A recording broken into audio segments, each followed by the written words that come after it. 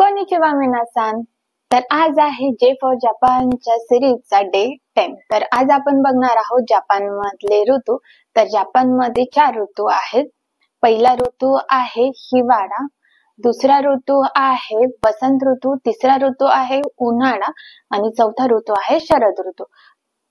तर पहिला जो ऋतू आहे हिवाळा हा डिसेंबर ते फेब्रुवारी पर्यंत असतो आणि या काळात जपानचं जे हवामान आहे ते थंड असतं आणि जपानमध्ये बर्फवृष्टी होत असते.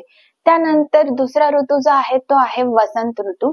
तर हा जो वसंत ऋतू आहे तो मार्च ते मे पर्यंत असतो आणि या काळात आहे ना साकुरा चेरी ब्लॉसमचे जे फुलं आहेत त्या फुलांचा हा मोसम असतो. त्यानंतर जो तिसरा ऋतू आहे तर तो आहे उन्हाळा. तर हा जो उन्हाळा आहे तो जून ते ऑगस्ट असतो आणि या काळात आहे ना जपानचे जे हवामान आहे ते दमट आणि उष्ण असतं.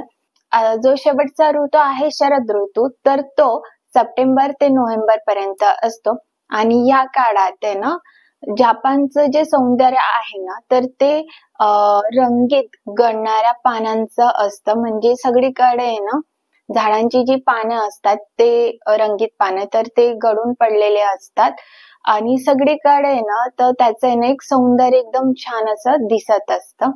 तर असे होते जपान मधले ऋतू. तर भेटूयात नेक्स्ट व्हिडिओ मध्ये. तोपर्यंत मताने.